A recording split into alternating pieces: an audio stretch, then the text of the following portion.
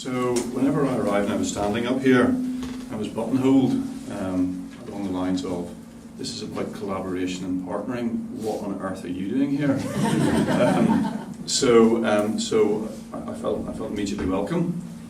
I wore a dark suit to make myself look slightly more like Darth Vader. And I suppose I have to recognise that I tend to bring the dark side.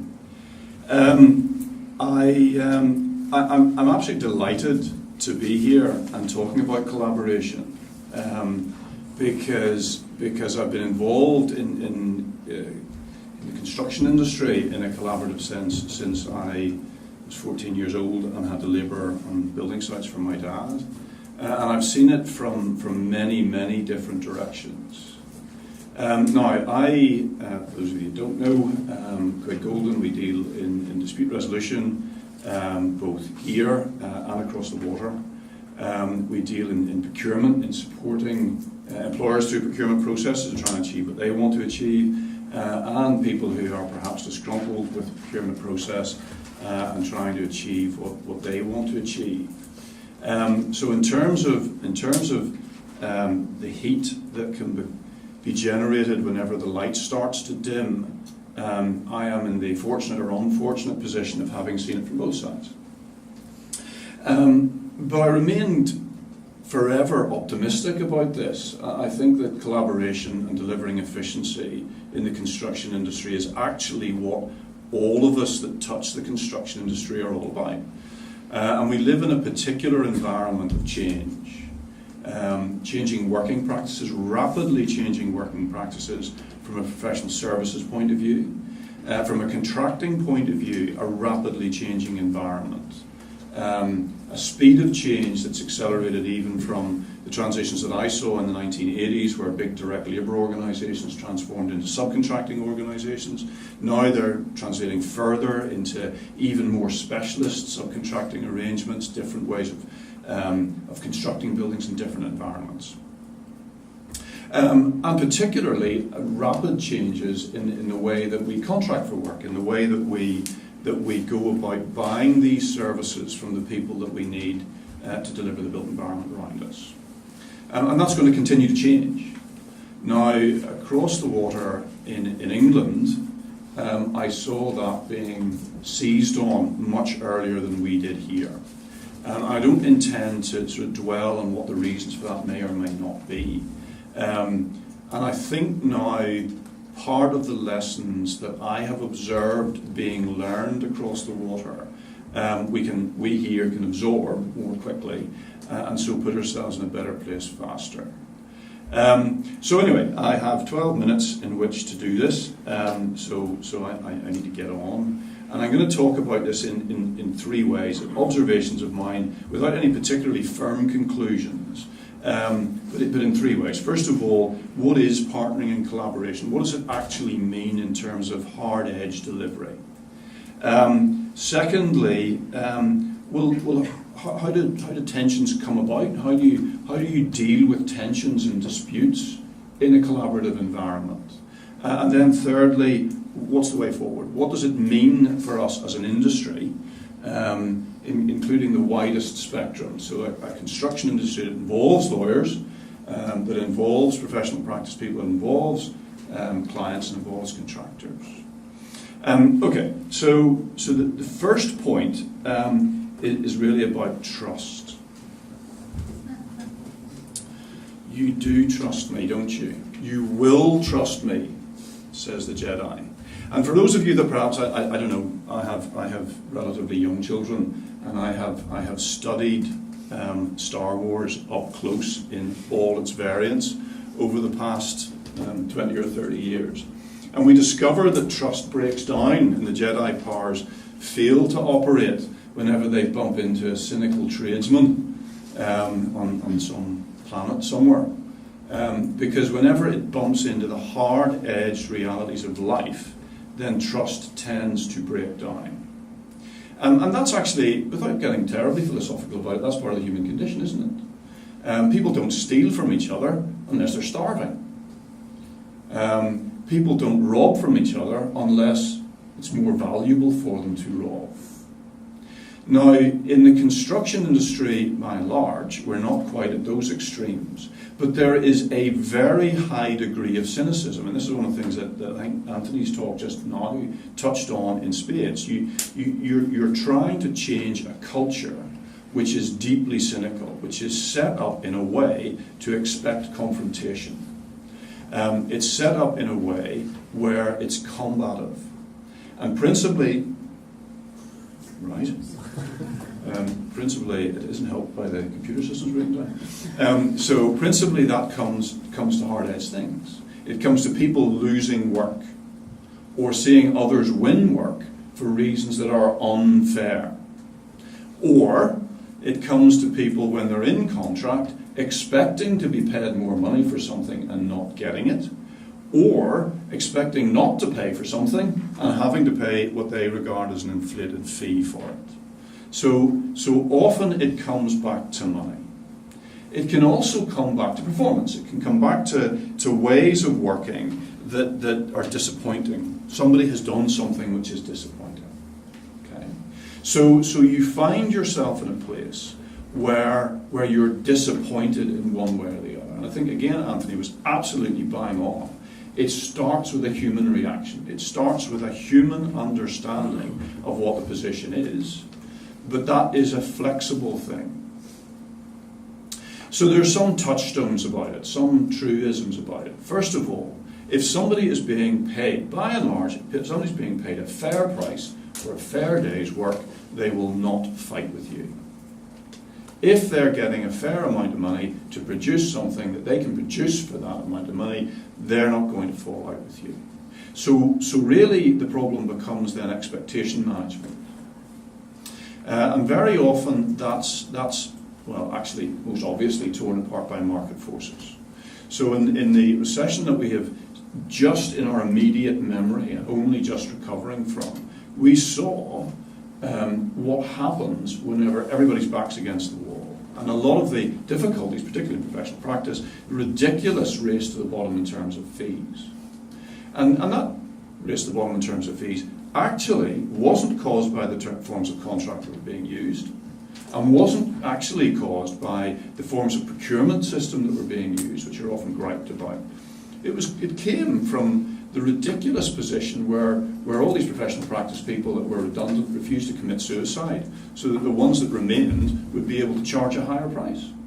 It was just life. It was just people trying to work through a problem. And so the pain became spread out. It spread out into the construction industry because poorly designed jobs, on very tight margins and poor contract administration led to problems, and that led to tensions, and that led to disputes, and that led to us talking about this again today. It also, though, I think, in terms of building trust, is rooted in the rapid pace of change. You talk about BIM, you talk about the transformation in information management, and what does that mean in terms of people having to keep up with that? The construction industry, many of us, we can only learn so many things whenever we're on our day job. So the pace of change and managing that. But then, how do you deal with it when it happens? So we gather all of these philosophical issues together, and we end up on site or in a project where there are problems. And actually, I shouldn't say on site, I should say in a project, because most of them happen way before anybody starts clearing the site. And the touchstone for me is to be direct about it. True friends stab you in the front. You expect there to be problems. And what you want, whether you want it or not, is to understand how those problems are being resolved. True friends stab you in the front. And that starts early on. It starts from a position where if you're not giving somebody the job, you explain to them why they're not getting the job in a way that they understand. And the problem with the public procurement regulations is that must be done objectively. So you need to point at someone in a way that matters, that is not about a beauty parade, and say, well, the quality of your work is just not good enough. And that is incredibly hard to do. You get on site, or wrong, you get working your way through the procurement process. And from a client's point of view, whenever what you've put in place, perhaps the people that are dealing with your professional team are not being clear about what they want, are not being clear about where they want to be. You want your professional advisors to say, hang on, my brief's changed, I priced this on that, which was to do this, and now you're asking me to jump through all these other hoops, and I need more money for that, and I need to be paid for that now. Then that's fair, because you're being told up front. And on-site, whenever you're being faced with a construction problem, either as a contractor or as a professional practice contract administrator or even as a client, it is usually far, far better to know early where people stand. So they stab you in the front and then you can see it coming. Okay. And I suppose the other thing that I might add that I think this slide brings home is that in this country we have had a tendency to avoid stabbings by disarming someone, by making them powerless, by removing their ability to stand up for themselves. And that just means that the pressure cooker grows and grows and grows, and then you get a revolution. Then they don't stab you, then they strangle you, and that's much more painful. Okay, so how do we fix that? As I career towards the end of my 12 minutes, grasp the nettle. Okay? Grasping a nettle is not an easy thing to do. I had the good fortune or otherwise to spend formative years growing up on a farm where there were plenty of nettles. And stroking nettles is not good, and grasping them really actually isn't an awful lot better. But it does save you pain. So it's counterintuitive. It is not part of our culture to take the pain early in a way actually that's better for us. And in the construction industry, that's particularly obvious because we all tend to work for very big clients who control all the money. And persuading someone that is in control, particularly of the money, that they're wrong can be extremely difficult. Climbing off the tiger's back isn't a happy place to be. Or as one contractor put it, whenever I had suggested to them that they should try and deal with an issue up front, they said that you stop kissing the gorilla when the gorilla wants to stop, or you're outside. So when you're in the cage, it's far better to stay on side. It's only whenever the gate shuts that then you can pick a fight with them. And that remains true. Many people in the construction industry will not want to fight either until they're backed into it or until they're safe, that they're away from how you can get them. And that causes real tensions as well. And it's a lack of trust. It's a lack of trust and a lack of confidence in each other and a lack of grasping of money. In terms of how we go forward, in terms of how we get it right, I suppose there's as the lawyer standing at the front, I would say that there's one thing you need to do. You need to get the contracts right. And if I substitute the word contract with another word which means exactly the same thing, you need to get your agreements right. You need to agree exactly who is going to do what. Not what you think you're going to do, not signing them up to ridiculous risks, which again was another point that Anthony touched on, but signing up to actually how we as an Irish construction industry are going to do our business in a way that's fair and balanced, because it's actually how we're going to do it. So get the agreements right.